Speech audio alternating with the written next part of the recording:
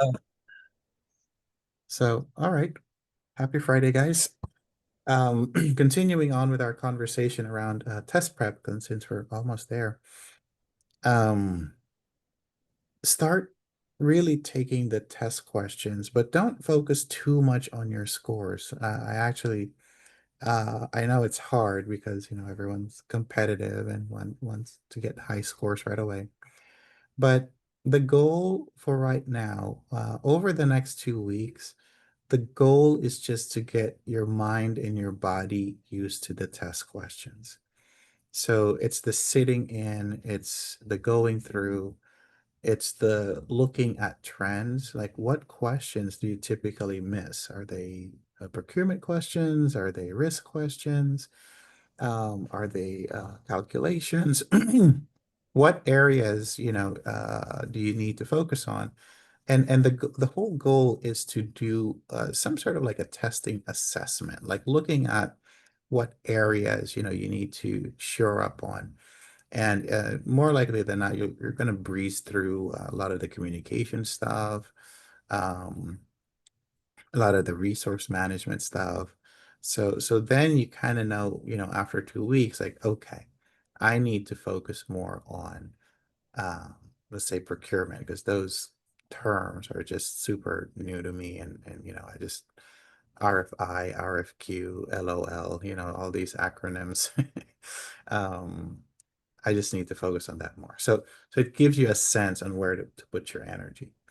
And everyone's journey is going to be different, right? So Patrick might be really good with the calculations, but all this risk stuff is a bit tricky. Or Jasmine might really enjoy, um, procurement, for example, if she's in contracting. So everyone's journey is different, but the key is volume, right? So not at this point, it's not quality, it's quantity. So just go through as many questions as you can.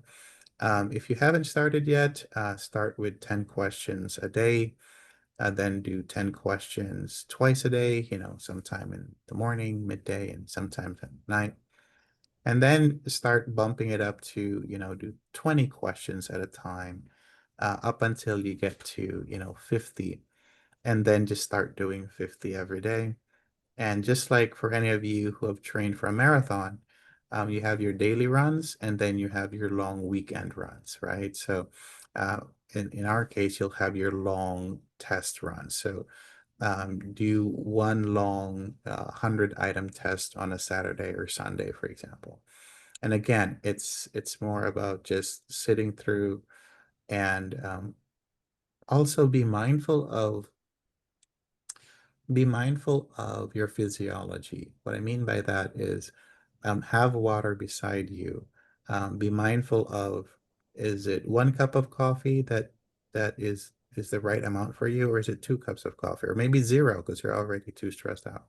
So understanding these things really helps, because um, the reason why a lot of people, don't make it in this test, um, in my mind, has less to do with uh, your ability to answer the questions. Obviously, you need to prepare for it. But what you'll find is people start to drop off midway because they just didn't physically prepare for the test. And so midway, their brains just start shutting down. Like, I'm done. So this is just as much a test of physical endurance as it is mental endurance. So that's why it's really important to prepare by just sitting down and doing the volume that we need to do. So that would be, my best advice for you in the next, 2 weeks and leading into, the next 3 to 4 after we're done. So all right. And if you guys haven't started your application process, please do so now. Michelle would be a great resource to just get things going. And if you do get any rejections or you have questions before you submit, you can reach out to myself. and also to Mike Roach. We are here to help you. And so far, we've been doing this now for, I don't know, 7, 8 years now. We haven't had anyone that wasn't accepted to sit for the test. So pretty much have a 100% in terms. Now there are folks that have to go back a few times. I think the most was three, but there's a handful, far and few in between. So expect them to have questions, and you have to do some edits, but it's just giving more information and also overlap. So they want to see, let's say for example you do 4 projects in one year, that doesn't qualify as 4 years. They want to see like linear, non-overlapping. So Cinderella, thanks for letting me know. Yeah. um so so those are things that we can definitely help you with, and start working on that application. Again, start with Michelle. She can help you, and it also helps get your mind into, okay, I'm gonna need to sit for the exams, so let me start to get serious about our test exercises here. All right. Any questions before we jump into today's topic? I have a question. Go Is for it. next class, our last class next week or the 17th? um I'm looking at my calendar and I see the 10th. Do you guys have a 17th? The schedule has week 10 on the 17th. Oh, okay. Got it. Got it. Got it. Thanks. Hold on 1 second. I Because don't have a calendar invite for the 17th. I only have until the 10th. Yeah, I had one and then I went today and I don't have one for the 17th. I just have it for next week. So I just wanted to clarify just to make sure. yeah, I know we had to move things around for the holiday. So I will definitely let me just send a message to Michelle right now. Um, Okay.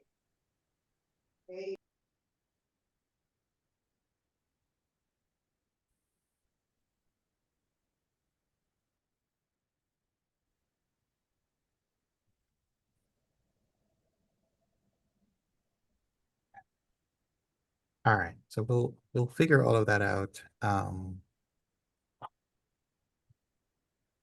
And let's go ahead and get started. Um, share the file. It's just a screenshot of the schedule. So, Oh, okay. So, all right. So we're missing. Oh, so Friday should be the 17th. Okay, good, good. I'm like, it seems kind of. So we need. So let me ping Ernesto that we need the invite for the 17th. Yeah.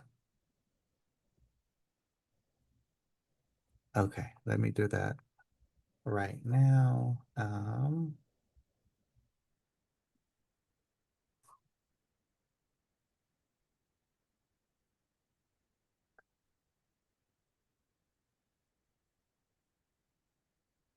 I I'm happy that I have Ernesto and Michelle to help with all of the logistics of this. Invite for October 17th.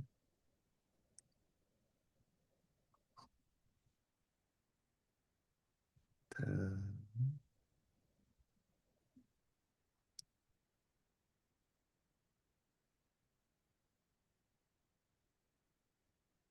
mm,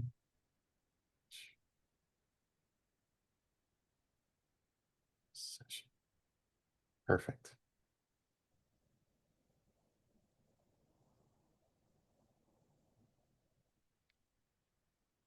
All right. So I sent that out. That's okay, Jasper. Thanks for letting me know. Cool. All right. So for today, we will finish up our uh, communication, and we'll jump into shareholder. Do you guys still remember the session, the workshop we did with communication last week, where we talked about the different communication styles, and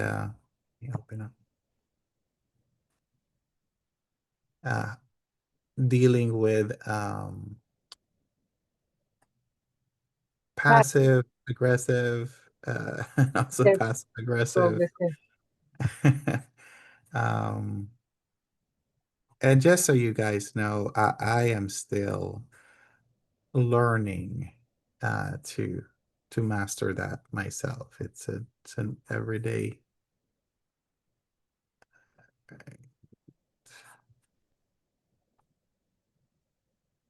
Here we go. So you should be looking at should say lesson 3, right? Okay, cool. So I'm gonna scroll down to our slide. We were talking about communication types, and here we go. All right. So for today, we're gonna power through a lot of this. Thankfully, we have covered a lot of the materials already. So for example, communication types, everyone pretty much is familiar with this. Back in the day, the video and virtual meetings were kind of new, but now it's, um, I am surprised though that, and you guys know this more than I do, we're still using a lot of fax in healthcare, especially in the smaller office, right? Like I see Jasmine shaking her head. It Yeah, it's truly astounding. Like if you were to tell me, in year 2000, hey, Ian, predict the future, I would say no fax machines in 2025, but apparently lost that bet. Um, and it's just astounding why we still have, fax machines, but it's there. And we're still printing a lot of paper, which is also another astounding thing. Um, when we first were moving hospitals to electronic documentation, this was the early 2000s. We were, using the green screens, right? And I was like, yeah, 10 years from now, we won't have any more paper. It's 25 years and we're still printing a lot of paper. So that for me is a conundrum. But we use, whatever media is available. And I'm also happy though that there are a lot of people, uh, patients that are using radiology burns a lot of CDs. Yeah, that's true, Edward. Uh, and Edward, I wonder how many patients actually go home and throw that in a CD-ROM. I mean, assuming that they have one to begin with, or give it Yeah, you'd to. be surprised. It's also like other institutions. So when they have something, they get scanned here, whatever it is, MRI, et cetera. If they go to Sure, another healthcare like a organization, they Kaiser. bring the CD with them. Yeah. Yeah. We do have electronic communication of it, but it's not Right. the norm. It's probably 50-50 with CDs, which again is astounding, like you said earlier, about fax. I thought we were done with CDs. I don't think they even sell cars with them in them anymore. So No, no, and I don't. Does anyone remember having those CDs in the visor of your car? Yeah, that they would sell. Alicia has those CD mixes. I still have my finger CDs. You know how you used to have the little carrier and you zip it up and it's like this big boy. Yeah, I still have it. Yeah. yeah. The Case Logic one, right? Yep. Yep. I think we're Uh, dating ourselves, Alicia. We are. Hey, hey, Backstreet Boys just had one of the biggest concerts in the Sphere in Vegas. So, what is old is now new again. So, to which my kids were like, Backstreet, what? So yeah, so whatever media, the most important thing is it makes sense to the other person that you're connecting to. I'm surprised that a lot of people, are still using WebEx, for example, right? And That's still around, and I find Zoom to be easier, but there are a lot of people that prefer Teams. So it's what, the person you're talking to, or the organization is comfortable with. So these are different communication models. So for the test, I need you guys to be familiar with this chart. So this might be the quote unquote technical thing that they would throw at you for communication management. It's called a communication model. So um, so the sender, right? So the sender, so it starts up here with encode. So you have a thought, right? So you crystallize that thought or encode. And then, so now that you have a thought, you send it over, and that is transmission. And then noise is, anything that's not part of the message that you want to deliver, right? So anything that prohibits or distracts or interferes, right, with whatever it is that you're trying to convey, that is noise. And then the receiver, on the other hand, once they get the message, what they do is they decode it, right? So the sender encodes, crystallize their thought process, shoots it over, and then they decode it. So, so once they decode it, I'll spend a little bit of time here, both for the test and also just, IRL. When when a receiver gets the message, it goes through a lot of filters, and those filters include the culture, what generation they're in. I know if you guys are on social media, you see a lot of the memes and shorts about how a Gen X communicates versus a Boomer versus Gen Z, and now there's Gen Alpha. So there's that filter. And then you have the filter of, country and ethnicity. And then you have the filter of your discipline and profession. And then there's the filter of gender. So I was asked to speak at an mRNA conference, and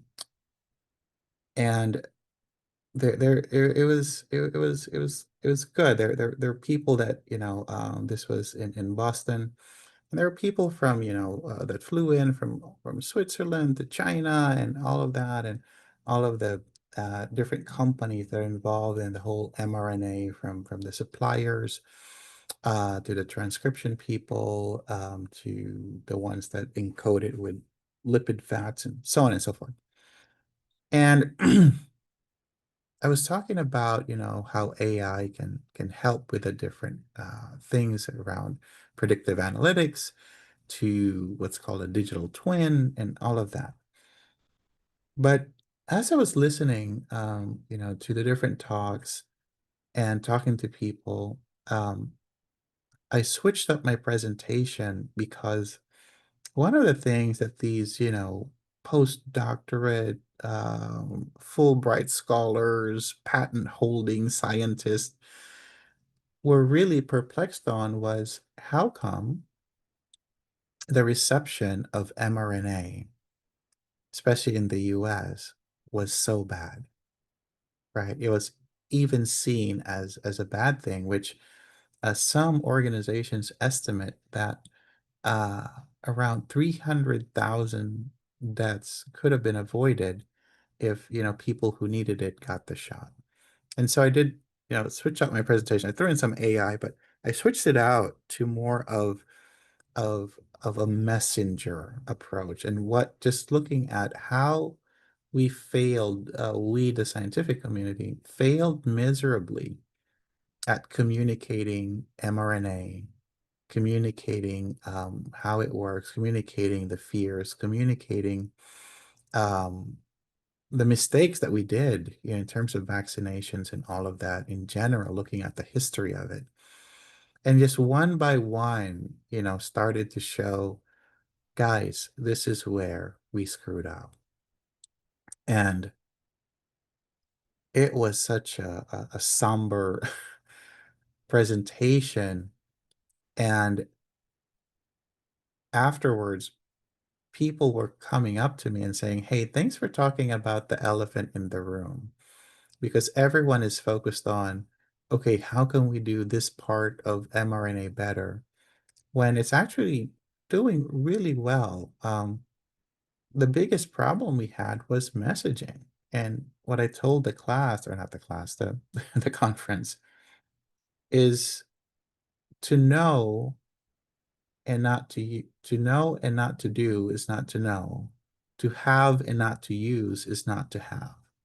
So we had the vaccine available, but since people were confused if it was right for them or whatnot, a lot of people died, and even folks within my inner circle. My brother-in-law, he passed away.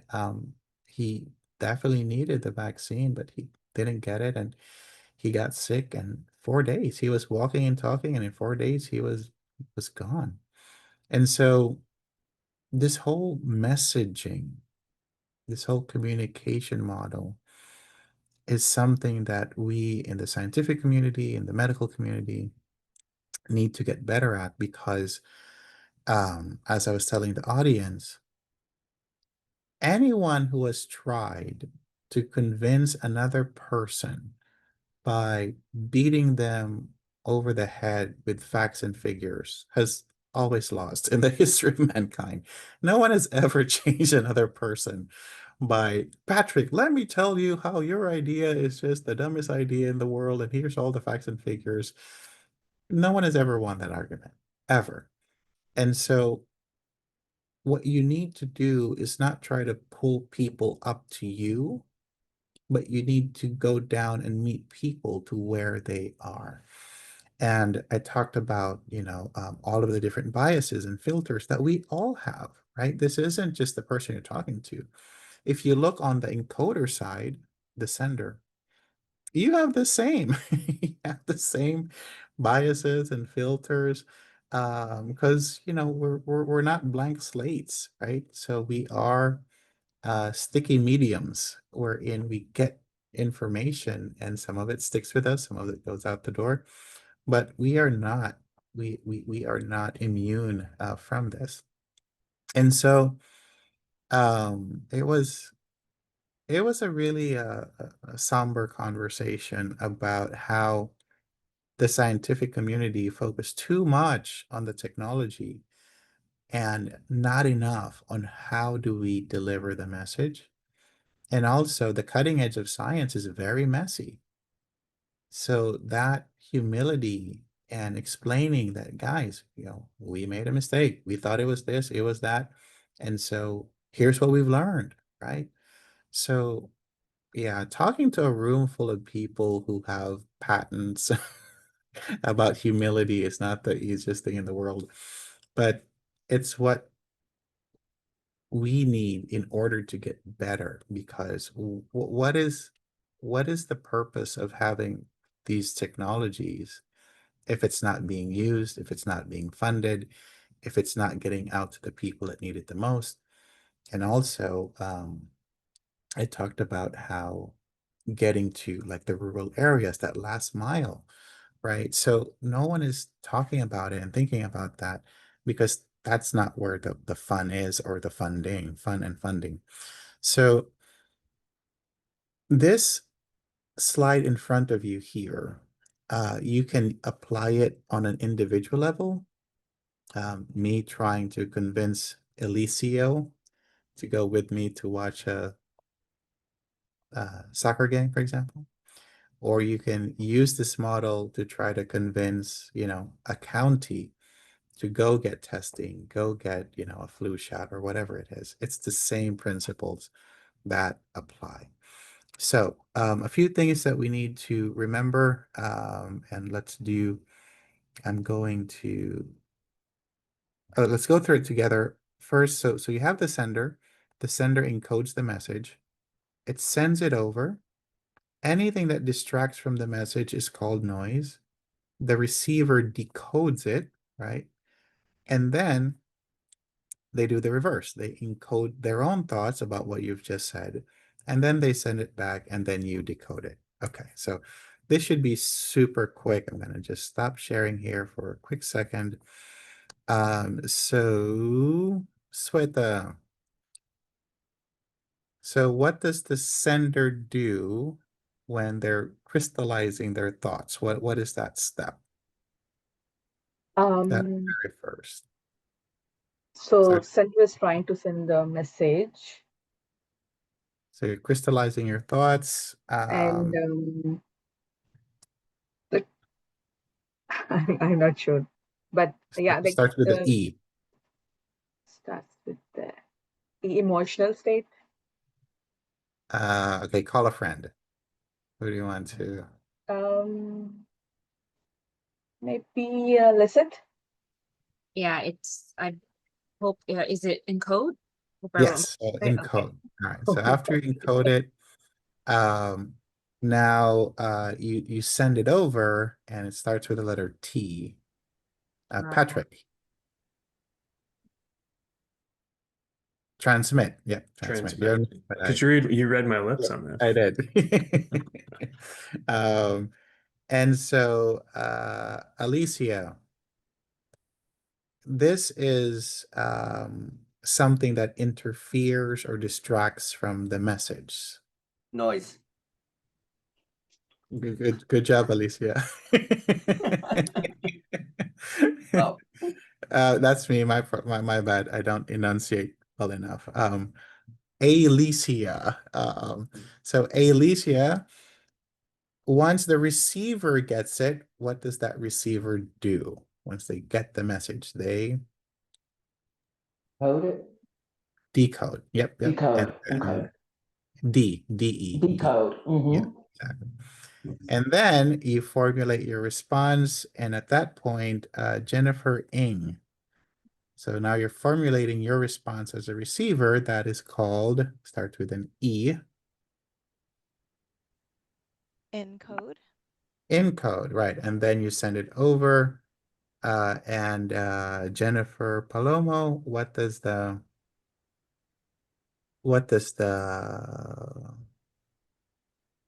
sender have to do? So we're finishing the circle now.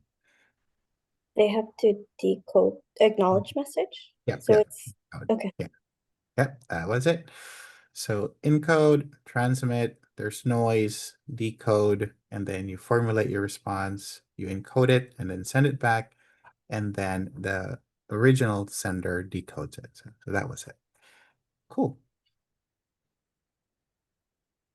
So that was, if you want to call it that, the technical part of communication management, which I hope wasn't too cumbersome. All right. Now we're going to go through communication methods. So communication methods is, here's a better example. It's either you're pushing information. So let's say that, you're sending out text or emails, you're pushing, right? But if you're having people go to your website or read your newsletter, Curlin, what is that called?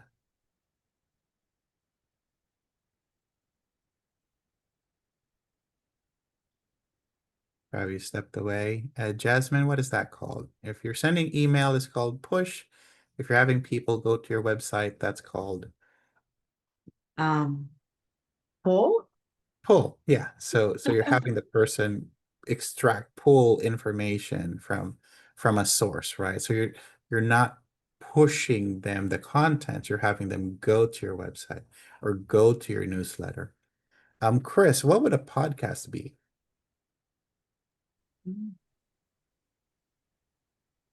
So Well, you have to go to the podcast. right. So So- not for the consumer, but for the people doing the podcast. So Joe Oh. Rogan and his guest. Yeah, they're pushing information. So it'll be the next one, interactive. Oh, sorry. No worries. Not understanding. Okay, got it. So it'll be interactive. So any type of interview, guest panel, things like that. So push is when you're sending it out, email, text, pull is when you're going to a site, and a podcast would be a good example of interactive. Awesome. Feedback. So let's see here. Okay, so the positive and negative here is less around, saying good things or bad things. It's more around were you understood or not. So it's around signal versus noise. And you guys have heard or seen that statistic where in the actual words that you use, right? It's like a small percentage, maybe less than 20%. A huge part of it is how you say it, right? Your tone of voice, the pitch, the volume, and your body language, right, is even more. So the actual words that you use is almost inconsequential versus everything else, like the manner of saying it. So if Kinney is actually asking like, hey, Kinney, let's do a callback to your pastrami bit, right? Let's go and get pastrami. And then Chris says, sure, Kenny. Versus Jasmine, sure, Kenny. Right? Which one is passive aggressive? Chris's. Chris's, right? But it's the same words, right? Same words. But everything is in the house. So now if Chris really wanted you to feel that like God pastrami again, then Chris was actually effective, right? In Right. delivering his message, although the method was negative, but it came across. So yeah, so effective feedback is did the other person receive what?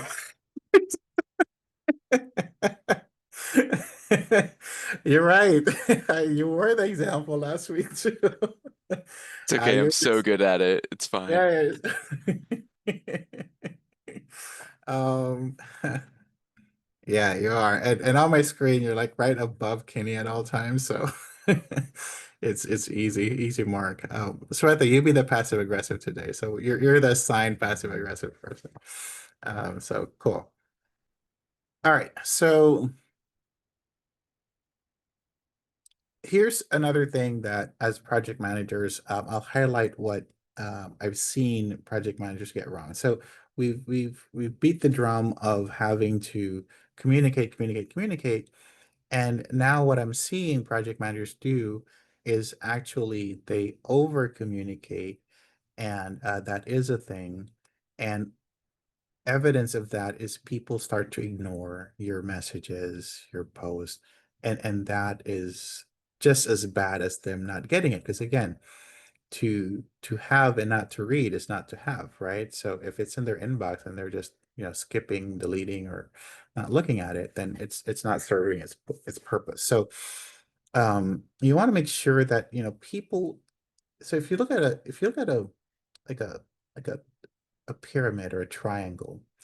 So the people at the bottom of the triangle, the people that are, in the project day to day, they have the bulk of the communication, the frequency. They're talking to you almost every day, they're on Teams and all of that. And the people who are like the executive sponsors, think of them as the top of the pyramid, right?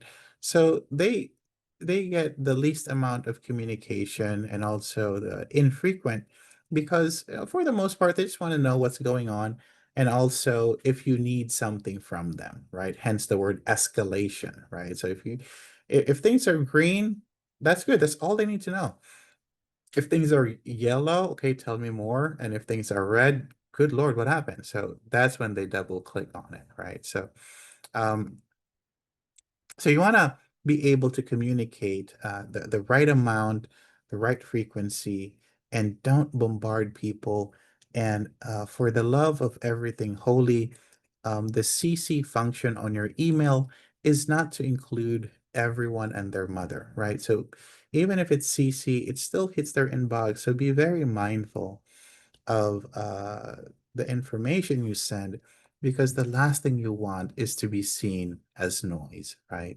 So once you get flagged as noise, then people start to ignore it, and then your message doesn't land with with the receiver, right? That you intend to decode your message. So that's pretty much communication management. Again, be very mindful of, let me go back to that slide. Be very mindful of your own filters, generational, all the filters that we have as people. Be very mindful of that as you're formulating your message and sending it out. And also be sensitive to the person's filters and biases as well. And a lot of times, if you're not getting the response that you want, try and see if what noise came in between. Like what could have I said differently or better to get the message across? And having curiosity, in my mind, is better than conviction when you're trying to relay a message. So, as you guys know, I do a lot of public policy advocacies. And, when I'm up in Sacramento or Capitol Hill and I'm talking to someone that might have a different view of whatever it is I'm advocating for, let's say patient privacy or cybersecurity stuff, the what I find to be very effective is, instead of saying like Edward, your position is wrong, and you should be focused on this, and you need to have that. Um, the approach of Edward, you seem to be very passionate about this, and I'd love to really understand where you're coming from, because I right now I don't see it, and I'd love to understand where you're coming from. That creates so much more dialogue than me trying to convince Edward that his stance on whatever it is, gun control, whatever the topic is wrong. So moving that right or wrong continuum from the conversation, and substituting that with just curiosity, like I want to understand, is an amazing tool to at least move the conversation forward. All right. So engaging stakeholders, let's see if there's anything new here that we haven't discussed. So different categories, sponsors, consumers, sellers, functional manager. So for the test, the functional manager is where your resources report up to. So these are the hire and fire managers, and they're the ones that can give you the resources that you need. All right. Business partners. Okay, we've tackled all of that. Other stakeholders, as a reminder, so these are people that could be indirectly affected, right, by the project. Remember the example that we gave, there's a construction, let's say in radiology, and people that have to go through radiology but now have to walk around are indirectly affected by it. So they're indirect stakeholders that you have to take account. Stakeholder register. So this is, again, it's a document, right, that has information about your stakeholders. And it's good to have, like, how interested are they in this? So I think it was, so like impact, they have a big impact. What is their influence? And this isn't just, like the higher the rank, the more impact influence. It truly isn't. It's so again, the example I gave for you guys when we were swapping out the soap for the hospital, the highest impact and influence were the EVS staff that were using it a lot. So less so the VP of operations. Power and interest, how much power do you have in the organization? How much interest you have in this project? So upwards, downwards, sideways. This is just looking at the folks in the organization. So up is going up the food chain, right? Leadership, down is more the constituents. Outward is, people outside. So let's say for UCLA, we do have a lot of affiliates, right? So that would be outward. And sideways, so if it's UCLA Health, Sideways could be maybe the School of Medicine, right? Okay, stakeholder engagement strategy. So involve each stakeholder, again, based on their needs, their expectations.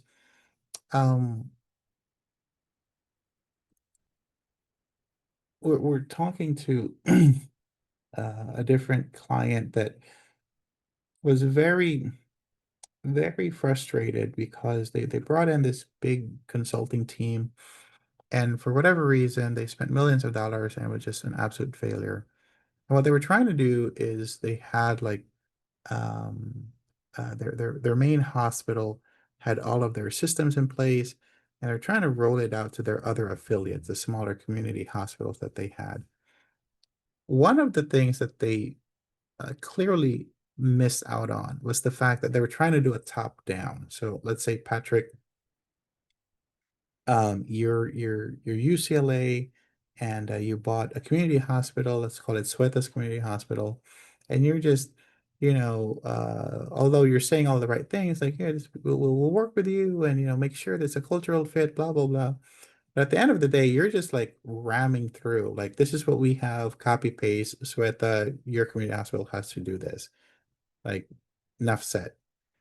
And that almost always never works. It might work for a little bit, and it's sad because this is a lesson that I've seen over the past 2 decades in healthcare that we just don't learn. I've seen so many organizations do this. The one that was like really splashy on the news was, you guys heard of St. Joe's Providence, and with Hoag Hospital, and they Hoag became part of their orbit, and they tried to make it work for a few years, and then it ended up with a messy divorce, so now they're not together again. And again, there's a lot that goes into understanding your stakeholder. And here's something that is a really hard lesson to do, and that is, there are some projects with some stakeholders that are just not a good fit. And you need to have the wherewithal to say, guys, I don't think this is going to work. But almost always people try. Like, oh, we'll figure this out. And sometimes the figuring it out is accepting that I don't think this is a good cultural fit. I don't think that I think we're too far apart on what we're trying to do. And it's not that, what I'm doing is right or wrong, what you're doing is right or wrong. It's just too far of a cultural fit. And so I was talking to this group this week, and they're a community hospital, and they spent millions of dollars. And in my mind, I was like, good Lord, you could have used that to, buy more for Edward MRIs or CT scans, or maybe, get more registry nurses to help you with the night shift. But instead, you spent all these millions of dollars trying to fit this paradigm that, this big consulting group had, and it didn't work.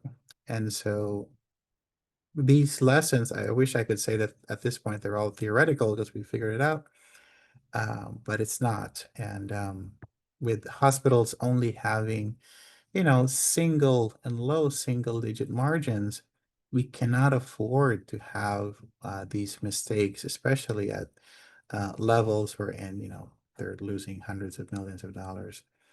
So here's an example of a stakeholder matrix, for example. So you have your stakeholders.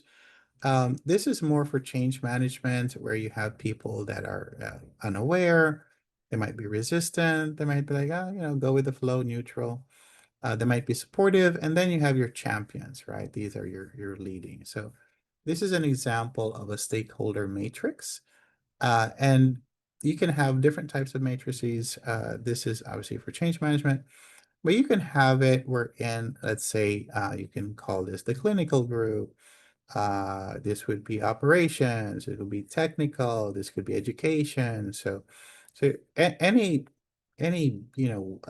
table, right, that has your stakeholders on one side and the different categories in another is an example of a stakeholder matrix. So.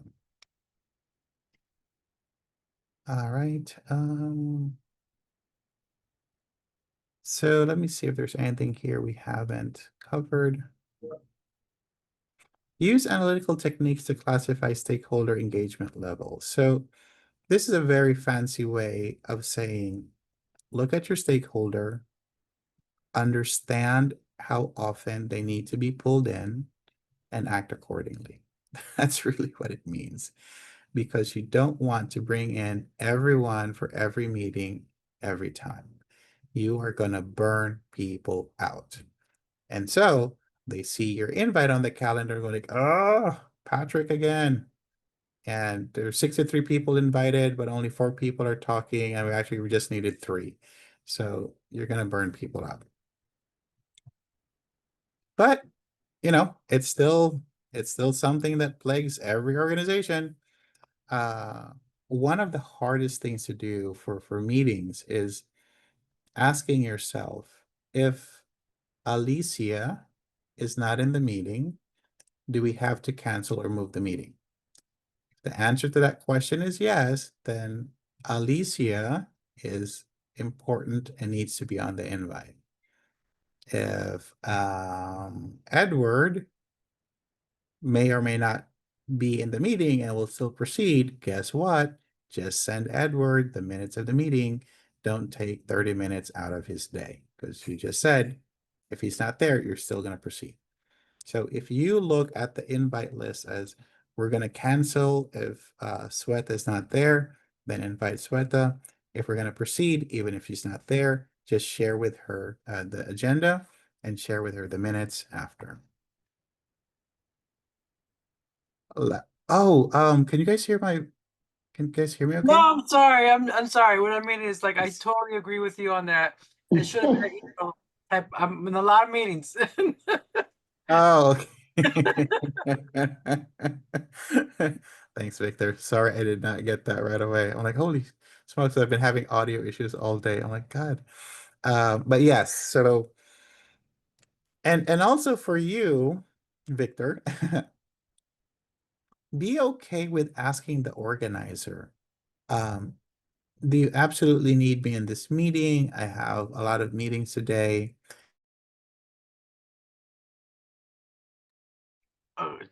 Yes.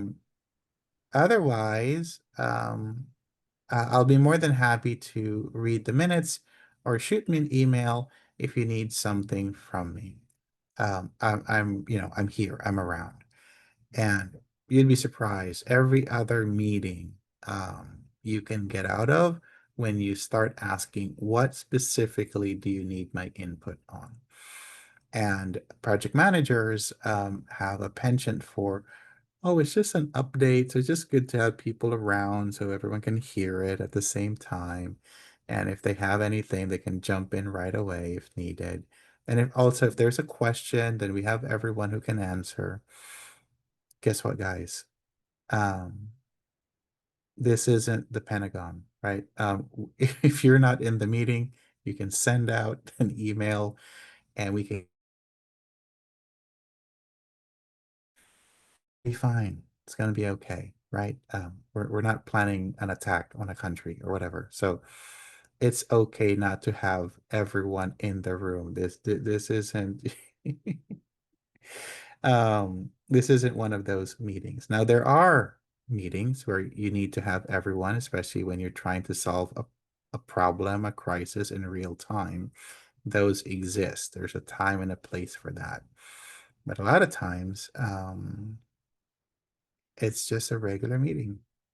And so do your best to be present if needed. But for those that you don't need to be, feel free to say, if my input isn't needed, more than happy to read the minutes. And then people, the flip side of this too is that you're training people when to pull you in, right? Especially if you're managing people, there's a tendency for, let's say that Nick reports to Nikki and I really need Nick's input, but I'll just include Nikki in the invite and put her as optional, right? No, you don't need Nikki, you need Nick. So being mindful of that is very important. And I hope that as we are all talking about this, we can all do better, myself included, in being mindful of the people we pull into meetings. All right, creating artifacts. So artifacts versus deliverables. So any quote unquote paper that you create, right, is called an artifact. Not all artifacts are part of project documents. So let's say we're doing a whiteboarding session, and we're putting things, we're trying to figure things out. Those are artifacts, but they don't necessarily need to be part of the project documents. So if you want to think about it, everything that you create is an artifact, but not all artifacts need to be project documents. And also, not all project documents are considered deliverables. When you think of deliverables, think of it as the physical word. You're giving it to someone. So let's say Pete is the VP of operations, and I need to give him, my report on quality. So that is a deliverable. I'm delivering it to Pete, right? But if I'm just capturing things like, how our testing, and it's within a project folder, so those are project documents. And then artifacts is everything that you scribble down at one point, all the meeting minutes, all of that. Those are artifacts. So think of it big to small. So really big, anything you write down, artifacts. Everything that you need to save for historical purposes, project documents, and anything that you physically need to give to someone, that's a deliverable. Let me stop right there. Is everyone clear in artifacts, documents, and deliverable? Did that make sense? Okay, so if you're handing it to someone, Lizette, that's called a Deliverable. deliverable. If you're having to store it for historical purposes, Pete, which one is that? And artifact? Document, project document. Document, okay. Storing it, yeah. Anything that you've used at any point, Elicio. Which one is that one? Anything you use is an artifact. Artifact, perfect, awesome, thank you. Sorry, when you gave me that new VP title, it went straight to my head and I started zoning out there. That's a good one. All right. So yeah, so artifacts, things that you've used throughout, and if you think it's worth saving, then it becomes part of the project document. So now there are a lot of things, and again, these are examples of things that you can create and put together. And this also would include any of the versions, like a draft of acceptance criteria. So for the project document, you would just want to save, the final version. But these are things that you would use and create, as you're going through the process of doing your project. So for Agile, these are examples of artifacts, again, things that you create, and all of the versions, the backlog, increments. So, all right, configuration management. So anything that you use to manage the change to a product, right? So product would be configuration management, as opposed to if it's like a timeline or resource, that would be more of a change request. So for the test, just write this down. Configuration management equals product, right?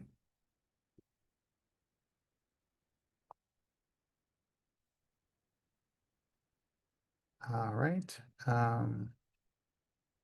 So here, control product iterations, right?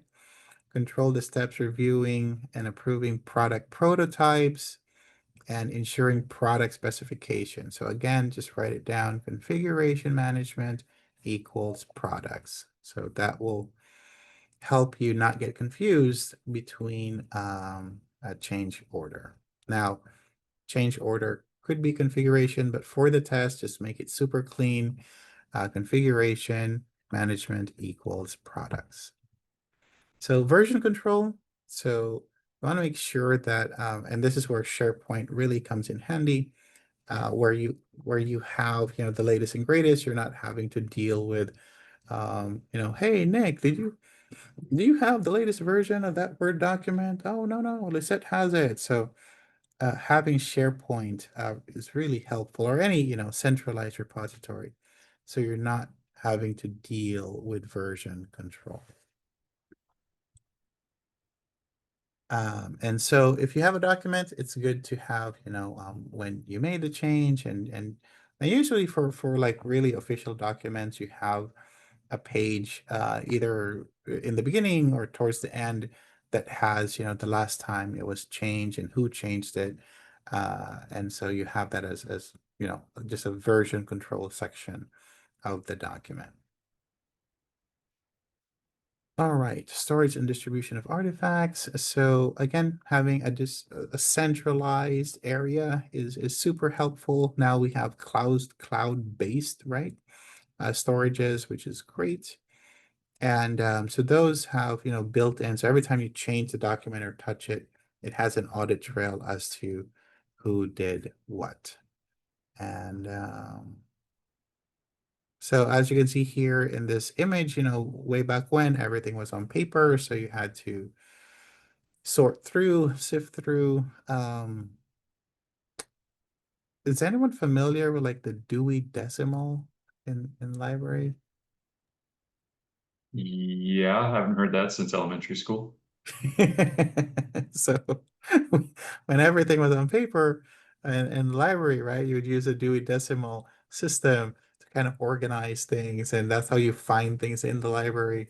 So now all of that is digital and on the cloud. So now it's replaced with folders and subfolders and things like that. So yeah, the Dewey Decimal was a great way of quickly finding things in the library. So think of this as your digital Dewey Decimal system, where you're now, one caution, and we're gonna take a quick break here. As project managers, we love our folders and our subfolders, and there's a point of diminishing return. You want to make sure that you categorize things enough so people can find it, but not too far down where they're like 7 folders deep and people just start giving up on you. So you want to have a balance of, how you categorize things and put them in proverbial boxes with the ease of use of finding it, right? So it's not good to just have one big pile and everything. It's also not good to have 17, folders deep where no one can find anything. Oh, index cards, yes. And you have to write your name, and then they cross it out when you return it. And oh, good Lord. What I find amazing is when your late fees are like 3x the price of the book, because you've had it forever. That'd be $64. Can I just buy the book? No. You have to pay your late fees. So, Lizette, I know these things sound like a foreign film from a different era, but yeah, those were the days. Cool. So let's do this. Let's take a quick break. Do you guys want to do 10 or 15? Up to you. We did pretty good in terms of covering what we need. So 15 then. Yeah, 15 15 sounds good. works for me. 15. All right. So 205. So let's get back into 20. All right. Thank you, Anne. Sure thing.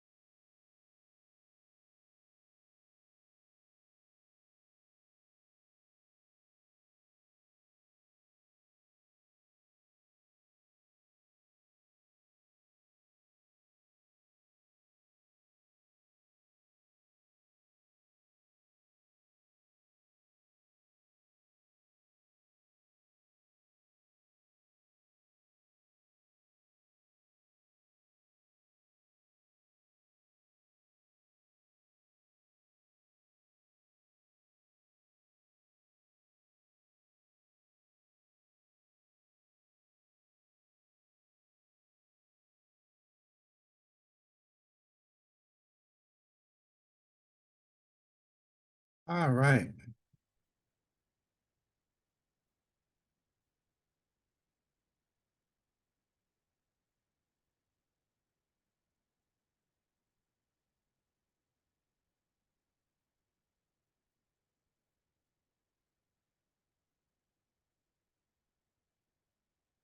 One second. Here we go. So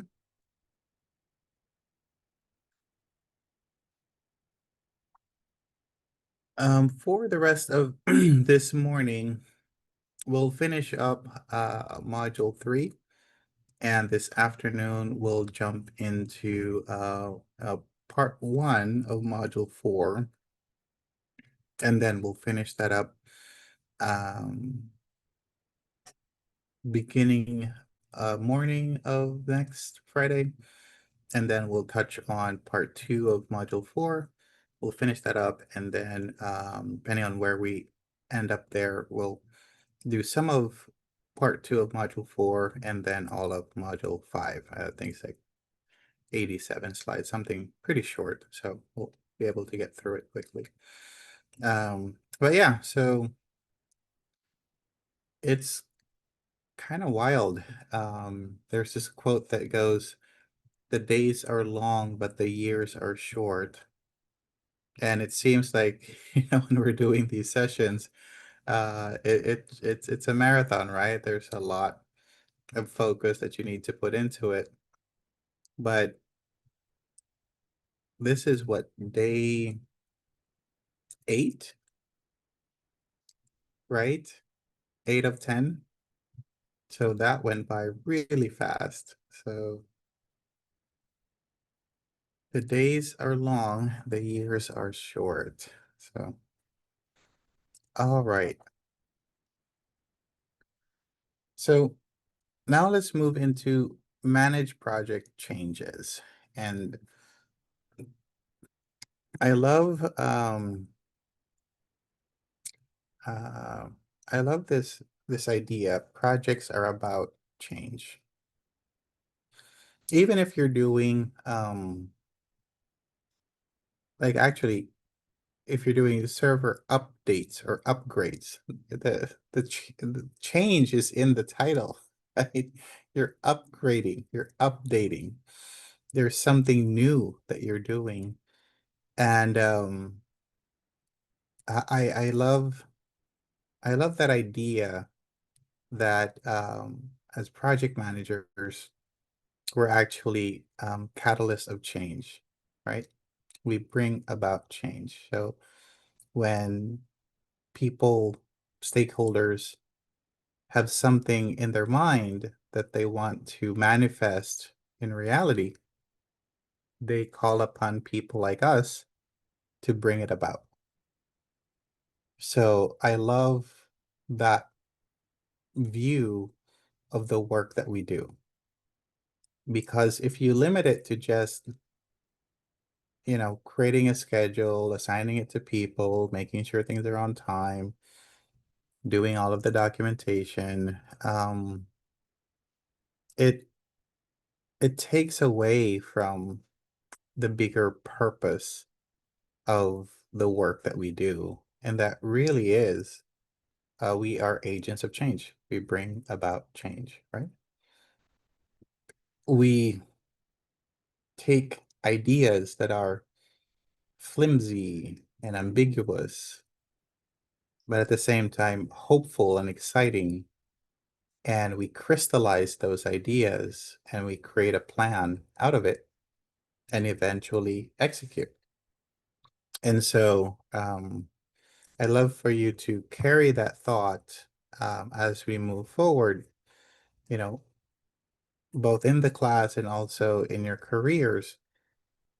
What we do matters because what we do is we bring about the change that we want to see, whether it's moving hospitals from paper to computer, to opening a new center, to using AI, robotics, machine learning, all of that require someone managing change.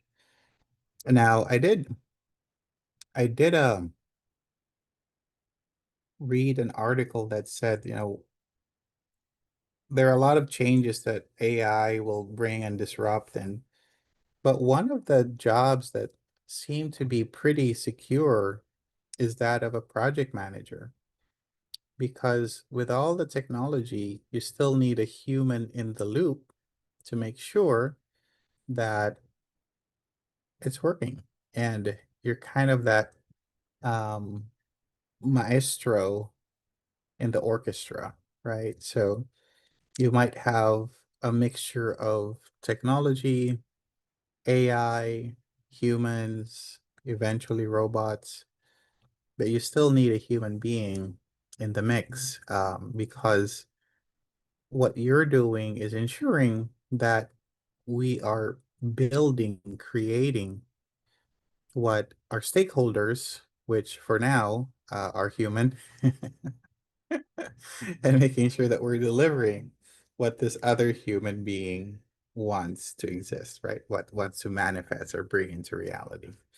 So I thought that was a very promising article. And now within projects, there are changes that occur. Usually we are too optimistic with our initial estimates, right? Things usually take longer than what we think, not shorter. Costs are usually more expensive, not less. And we typically need more resources, not fewer. So then you also have specification changes. This is when you start interacting with the uh, shareholders and they say, well, Kenny, can it do this? Can it do that? It would be nice if this could be green versus blue, or we have this drop down over here. And also external, you have regulations, right? So CMS comes up with a new regulation, don't really have a choice in the matter. Or, we make changes because as we were doing our QA, we missed some requirements, right? So we go back, we make more prototypes until we hit the mark. So again, for the test, configuration management equals what? Product changes. Products. Yeah. So here, if you notice, these are mostly related to the project, right? So time, budget, scope. So change requests are project, configuration management is product. So that is, I'd say, 80% accurate and definitely good enough for the test in terms of a cheat sheet you have. Change control systems, right? So what is the process of putting in a request? Who can do it? Where do they submit it? Is it a sticky note? Is it a ticket, right? And who reviews it, right? So that's all part of your change control system. When do you review it? I was talking to this organization from the start of a request to when it was approved. It was 9 months. I kid you not, 9 months. And I said, look, this might have worked before, but with the speed of technology, especially AI, good Lord, ChatGPT 9 months ago was so different than where it was now. So we need to find a way to speed things up and be more agile and figure out what's important, what's not, what's needed, what adds value, what can be deferred quickly over maybe a month or two, but definitely not 9 months. So, but they got used to, the old way of doing things where technology doesn't move as fast. And so these are things that, as project managers and again, stewards of change, we need to help our clients understand that, that which you want to bring about might be obsolete because of the change control systems you might have in place. So these are some of the things that you use, right? What forms, what tracking methods, when do we have those meetings, who do we pull in, and lastly, who gets to approve it, and what are the approvals on each level, right? So if you're working, for example, on any sort of governance system, you want to push the decisions down. So as much as possible, you want to empower the work groups to make decisions because they're the ones closest to the issues, the problems. What you don't want is to move the focus of power of making decisions all the way to the top. So then you have a bottleneck. And also, you don't have the subject matter expertise at that level. It's usually at the bottom levels. Now, for financial approvals, that's a different thing. But for changes into, let's use this configuration versus that configuration, or let's use this dashboard versus that dashboard, you want people closest to the issue anyway. So move your approval levels down as much as you can. A change control board, this is a formal chartered group. So they're the ones that approve of any changes. So for the test, a formally chartered group responsible for reviewing and approving is called a change control board. So CCB, change control board. Write that down because you will definitely have this question in the test. Again, a formally chartered group responsible for reviewing and approval is called a change control board. So here's an example of a change management process. You put in the request, it's logged in somewhere, someone reviews it, and it's either accepted or rejected, and then it moves on. And then you have all of the other checks that happens. And for us, we might have a security check, a compliance check, or a procurement check. So this is just an example. You don't need to memorize this by any means. It just kind of shows the process of putting in a request all the way if the request has been approved or not. So approved change requests, right? They now become part of the plan. So let's say a request for adding more scope. Oh, no, sorry, timeline schedule. Let's say we're changing our timelines by adding 2 more months to it, right? So 2 more months to the schedule. Kelly Landaverde, are you still with us? I'm here. Hey, Kelly. So what do we call a schedule that has been updated? Starts with a B. This becomes your schedule. Baseline? Baseline. Yep, baseline. So moving forward, if we're trying to figure out if the project is on time, late, or early, which schedule do we look at? The original one or the updated one?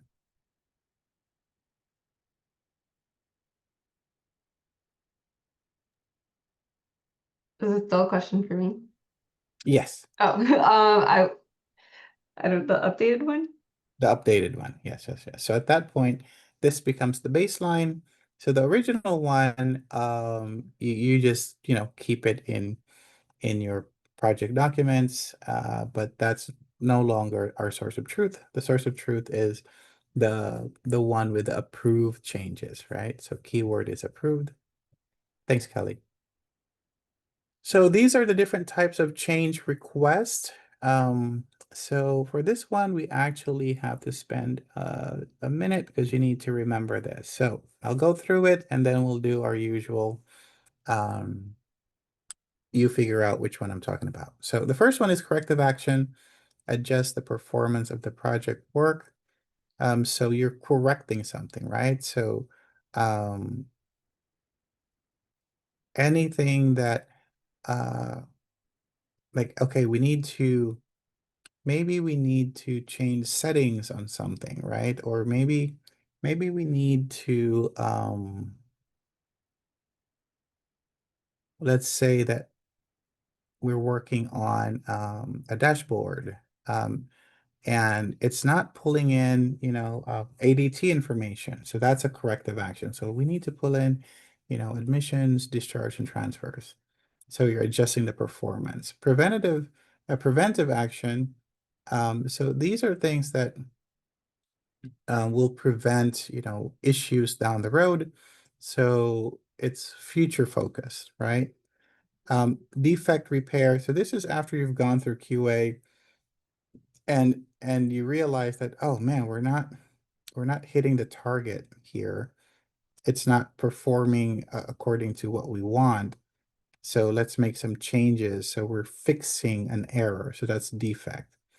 And an update is just, you're modifying a document or a plan. Like as we said earlier, let's say that the 2 months extra time was approved.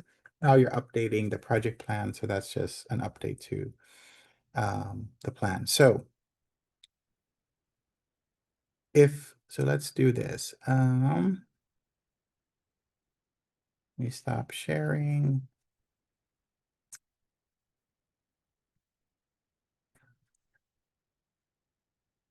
One second. Okay, I need to get back to, oh man. Every time I try to get to the list of attendees, my slides disappear. So, okay, let's just do this from memory. It's fine. So if I want to add, for example, something net new. So like the example I gave was adding ADT, right? Admissions, discharge, and transfers to the dashboard. What kind of change request is that? Is that corrective, preventive, or defect repair? Would be correct. It's Go ahead. net new. You're saying So this is it's a new feature. It has nothing to do with anything that's broken. So this is just something new that we want to see. We're looking at the dashboard and like, you know what? We actually don't have anything about when the patient came in. So the preventive. Preventive? Preventive. so that would be corrective because you're looking at it. It's not an issue with the performance. It's something that you said, oh, we need this because we don't have this information, right? So anytime that you're adjusting the existing performance, so that would be corrective. So another example might be let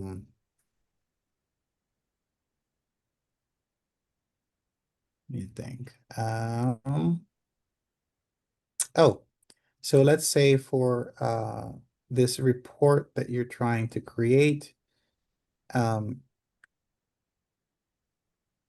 you're adding a filtering mechanism because right now you're just getting a lot of data and it's really hard to filter to the information. So it's not something that was in the initial request, right? But as you're working with this report, you're finding it cumbersome to use. So is that defect or is that corrective? Corrective. It's Because you're corrective. adjusting. Yeah. Yeah.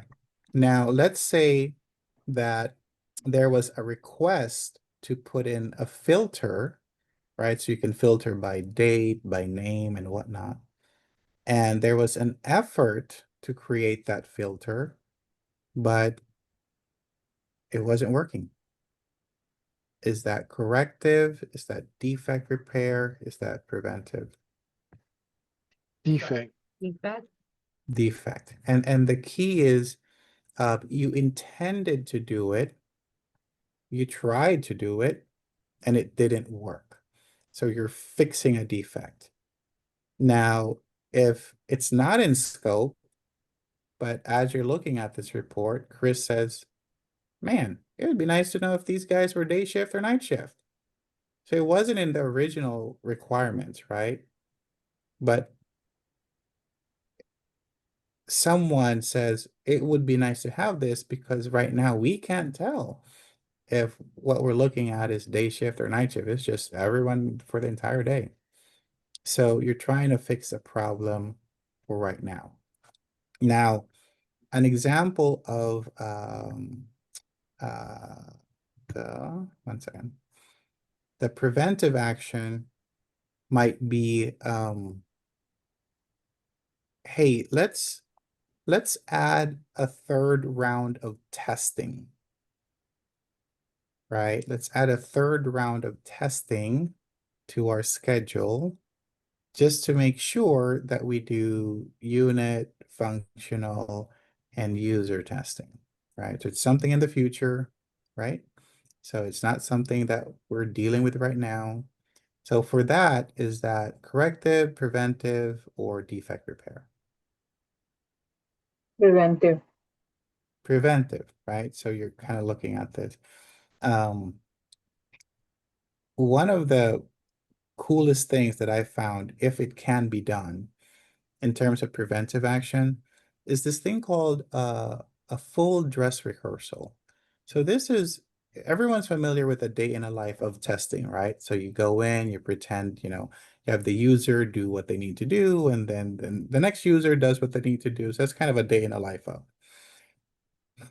A full dress rehearsal is when you have as much volume of people coming in and doing it. So for example, see if you can have like 5 people logging in at the same time and see if it slows down the system, right? So that is a full dress rehearsal where you have not just one person testing, but you have multiple people to really mimic the volume of people that are trying to use the system. And so you're stressing the system to see if it slows down the performance. So that's something that it's a luxury, right? Not a lot of organizations can do it, but if it's something you can do within your project, man, it's an amazing thing. So full dress rehearsal would be an example of preventive action, right? That we would have for the project. So that's preventive, corrective, and defect. What throws people off is defect and corrective because they both kind of sound the same, right? Your corrective means you're fixing a problem, right? Defect, yeah, okay. Defect repair, you're also fixing a problem. So what's the difference? So corrective is something that's currently not in scope. You haven't tried to do it, but it would help the problem. Defect repair is it's in scope. You try to do it. You try to write the code. You try to create the prototype, and it didn't work. And so now you're trying to fix it. Does that make sense? So, Yes. so the key is you tried, it didn't work. That's defect. So remember that, and then if it's not that, then it's corrective. All right, let's go back to sharing.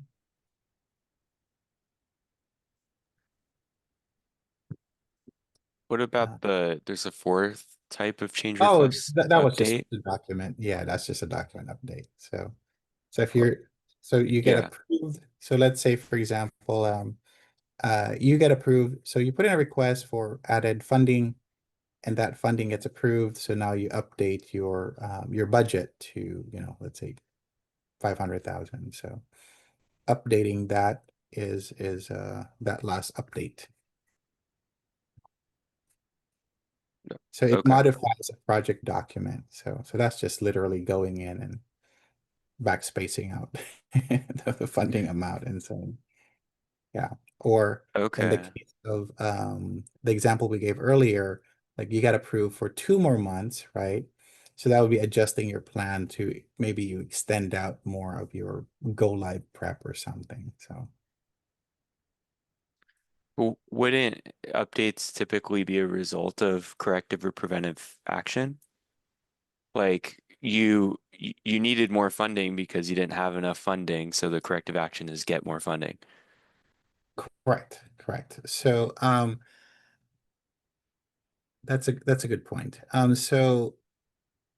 So here the change request would be more um to modify the document where you would capture that. So in real life, you wouldn't put in a change request to update a document, right? Like you would just update it after the fact.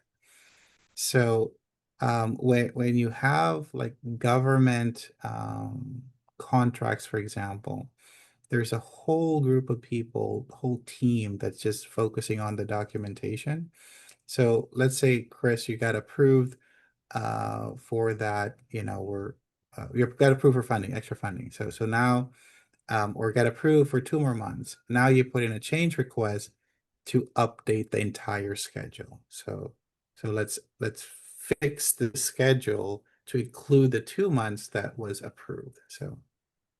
So the update is more. So think update equals document. Yeah. Okay. Or the plan. Yeah. So if All right. there's a request to update MS project, so that would be an example. That would be funny though, in real life. It is. So this is more for those really big, um, again, like government projects, or let's say for the 405 freeway, it got approved for 2 more years and $2 billion. So the updating of that is gonna be, maybe tens of hours to do all of that retrofitting with this extra 2 years and $1 billion. So that's when you have to assign, okay, Chris, now we have to look at, okay, all of the resources. So now we're going to extend, these guys to do that. So we have time to bring in those guys. So all of the, like, yay, we got approved. So now let's update the entire schedule. Yeah, so someone has to do that. But Got for the it. projects that we do, typically you just, you get a sandwich and then you approve your project. You sit down in front of your computer. Right. Ian, I had another question related to Okay. change requests. So Yeah. can we talk about when a change request is needed versus when a change request is not needed? Because I think we've already gotten some questions in the quizzes around that. And it's like anytime you have a change, I think one of the questions in the quiz was related to one of the project team members figures out an enhancement that they can do that wouldn't add to the time. It's not in the critical path, but Right. they're able to get it done and they do it, right? Without a change request. And then it's like, what are the appropriate next steps? So yeah, it'd just be good to understand like what requires a change request versus not for the test. Yes, that is a great example. Because the test questions makes it seem harmless, right? It's not changing funding. Kenny, he had 2 extra Red Bulls. He finished his work early. He can throw in this request that the SVP said, while they were talking in the elevator.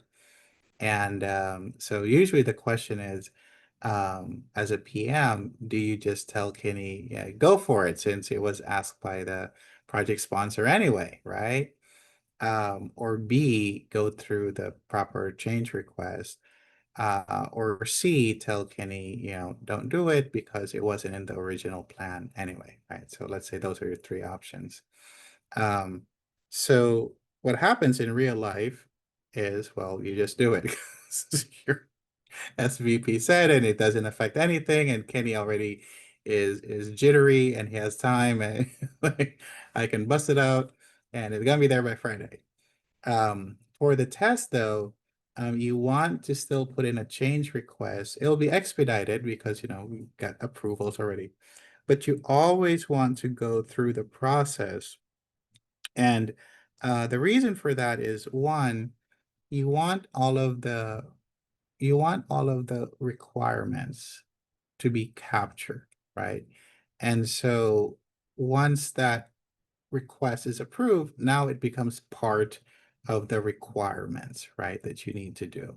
If you're doing agile, now it's added to the product backlog, right? So even if it's a minuscule request, it's always best practice to put in the request, go through the process. Approval is expedited, which is fine. And now you update the documents, because now that request that Kenny's doing, right? So it's part of the requirements or the backlog if you're doing agile. It's going to show up in what has been completed. And now you have to test it, right? So it's now going to be part of your testing plan. And if it's a feature that the users interface with, now it's going to be something you need to train on, right? So that's like the downstream ramifications of that simple thing that was asked of Kenny by the VP. And that's why you have to still log it. Yeah. So for the test, any request that's thrown your way has to go through the change management process. In real life, just adding, drop down number 7 item versus, to 6, like you wouldn't go through the whole process for that. So yeah, but that's a really good question. Yeah, thank you. Yeah. So a few more things and we'll break for lunch. So project issues. So what's the biggest difference between a risk and an issue? Who haven't I called on? Devendra Kumar, in your own words, what's the difference between a risk and an issue?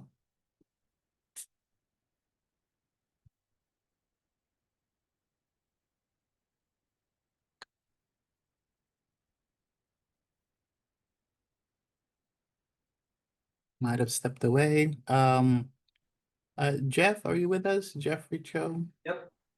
Hey, Jeff, what's the difference between a risk and an issue in your own words?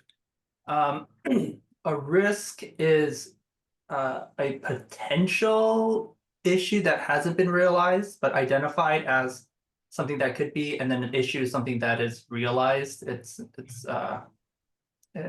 something that needs to be dealt with now. It's here, right? It's here, So yeah.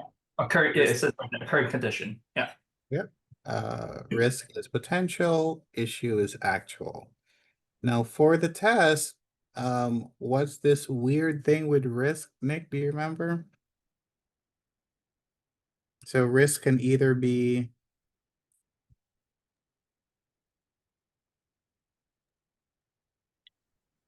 I can hop in if it's okay. sure. A risk can be good. Risk can be good, and we call that A lie. a lie. No, it starts with an O. An opportunity. Yeah. Opportunity. And a risk can be bad, and we call that Negative. what was it? Negative? Negative? T. Starts with the letter T. A threat? Threat? Threat. Okay. Yeah.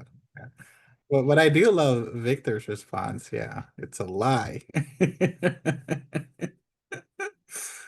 So yeah, issue, it's already here. Notice how there isn't a positive issue. So this is where PMI didn't double down on their story, right? If you're gonna call a risk positive negative, you should call an issue positive negative, but someone raised their hand and said, all right, we took it too far. So issues, as you can see, is just negative, right? It's a situation I have to deal with. No one says, hey, Pete, I have an issue. And like, ooh, is it good or bad? Sometimes we do that. A good issue. So yeah, so these are some of the issues, quality. So these are the different areas that you might have an issue, but this isn't exhaustive, as you know, but these are some of the areas. So risk, focus on the future, could be positive or negative. And as I said, issues, present, is always negative. So risk, the response is a risk response. For issue, the response is called a workaround. For risk, we document it in a risk register. For issues, we put it in an issue log. So, all right, we're going to go through this quickly. So just yell it out. So this is focus on the future, risk or issue. Risk. Can be positive or negative. Risk. Risk. Always negative. Issue. Issue. Documented in a risk register. Risk. Risk. Documented in a log. Issue log. Issue log, perfect. The response is called a risk response. Risk. And response is called a workaround. Around issues. Issues. Okay, cool. All right, so issue log, that's where we put it in. So you have an ID, the description, you know, when was it open, due date, all that good stuff that you guys are very familiar with. Issue resolution, you know, what did we do, right? And when was it resolved, all of that good stuff. And so resolving issues, you know, you want to make sure that all issues are captured. And again, the key here is to have a culture of safety wherein people know that they won't be reprimanded when they report an issue, right? So that is the most important thing that we need to create above and beyond, you know, just capturing it on a piece of paper. We need to make our team members feel safe, that they can raise their hands and say, I see a risk, I see an issue, and we all work on fixing it together. One of my favorite mantras is assume positive intent, right?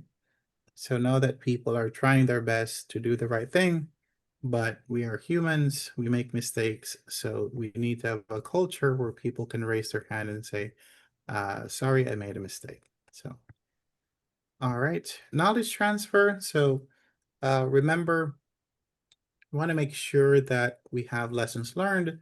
And again, for the test, lessons learned are not just done at the end. And also for real life, you want to go through, like, talk about it during milestones and gates and things like that. So it's not it's not something you do at the end, you do it all throughout. Different knowledge types, explicit, these are things that are captured on paper, easily articulated.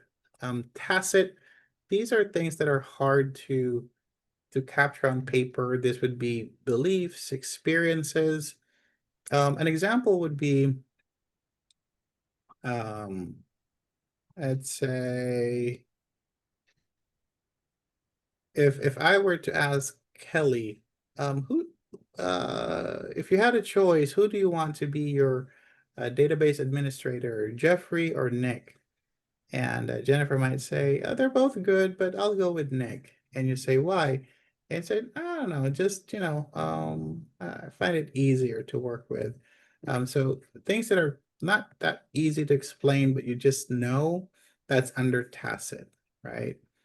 Things that are easy to explain, that's explicit. So those are the two knowledge types. So knowledge management, so there's an individual level, there's a project level, right? And also there's an organizational level. And for UCLA, we actually do a pretty good job of having, you know, our intranet that has a lot of information, right, on an organizational level, where you can find really cool stuff. So I think we do a good job of capturing that. If you guys don't mind, we'll spend just maybe 2 or 3 minutes and we'll finish up the slides and we can go for a break if that's okay. Is that okay? So lessons learned, we all know what it is. Again, for lessons learned, it's not just the negative, but it's also the positive, right? What are the things that we want to continue doing? So includes both negative and positive, right? And avoid reinventing the wheel. If there's a process that works, let's use that until it doesn't. So you don't want to rush this. You want to avoid, things that have vendor issues or conflicts and things like that. So you want to have the right people in the room so everyone can speak freely. You want to capture it in what's called a lessons learned register, right? So that's the document that you would use. So all of your lessons learned is captured in a lessons learned repository. So for each lesson learned, you put it in a register, and then that bulk or that bucket, if you will, is the repository. So project responsibilities within the team. So leadership, they convey the vision. I won't make you guys do that again, but you still remember the exercise we did where we had the vision that led to the roadmaps, that led to the phases. You guys remember that? And led to the iterations and led to the user stories.